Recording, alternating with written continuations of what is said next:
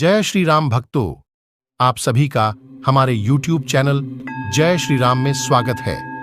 हम आपके लिए हमारे YouTube चैनल पर सनातन धर्म और पौराणिक कथाओं से जुड़े हुए धार्मिक वीडियो लाते रहते हैं, जो आपको हमारी सनातन संस्कृति से जुड़े रहने के लिए मदद करते हैं। ऐसे धार्मिक वीडियो से जुड़े रहने के लिए हमारे YouTube चैनल को सब्सक्राइब और लाइक अवश्य कर लें। चलो अब आज के वीडियो के बारे में चर्चा करते हैं। आखिर क्या है मनुष्य जीवन का लक्ष्य, क्यों माना जाता है? 84 लाख योनियों में मनुष्य योनि को ही सर्वश्रेष्ठ। भगवत गीता में भगवान श्री कृष्ण व्यक्तिगत रूप से मानव जीवन का उद्देश्य बताते हैं।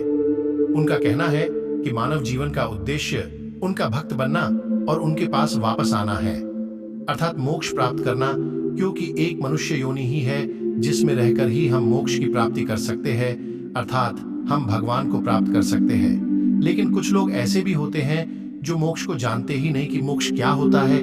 वह तो बस इतना ही जानता है कि जिस भी व्यक्ति की मृत्यु होती है उसको मोक्ष मिल जाता है।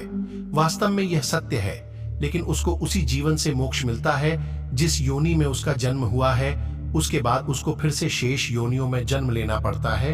यह चक्र चलता रहता है। इसी पर संत कबीरदास जी ने एक दोहे में बहुत ही सुंदर वर्णन किया है। उन्होंने लिखा है, चलती चक्की देख के दिया कबीरा रोये, दो पाटन के बीच में साबुत बचा न कोए। इसका भावार्थ यह है कि जब कबीरदास जी ने इस जन्म मरण रूपी चक्की को देखा तो वह रोने लग गए।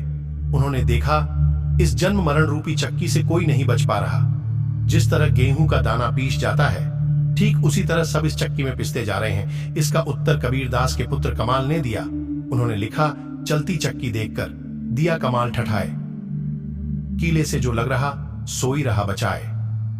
इसका भावार्थ यह है कि चक्की चलाते हुए एक हाथ से मनुट पकड़कर दूसरे हाथ से अनाज के दाने बीच में ऊपर से डाले जाते हैं। वही नीचे जाकर पाट के ऊपर फैल जाते हैं और पिस जाते हैं। पर कुछ दाने जो चक्की के कीले के साथ लगे रह जाते हैं, वे साबुत बच जाते हैं। आवागमन के दो पाटों के बीच आया जीव भी ऐसे ही पिसता है। मगर जो भक्ति की राह चल पड़ता है, भगवान के चरणों से लिपट जाता है, वह बच जाता है। इसलिए मनुष्य जीवन ही एक ऐसी योनि है जिसमें रहकर हम भगवान को प्राप्त कर सकते हैं। क्यों? कि मानव में सोचने समझने की शक्ति होती है जिससे हम मोक्ष प्राप्त कर सकते हैं और यह जन्म मरण के चक्र से मुक्त हो सकते हैं और सदा के लिए ईश्वर के चरणों में स्थान प्राप्त कर सकते हैं। इसलिए मनुष्य जीवन का लक्ष्य ईश्वर प्राप्ति कर मोक्ष प्राप्त करना है।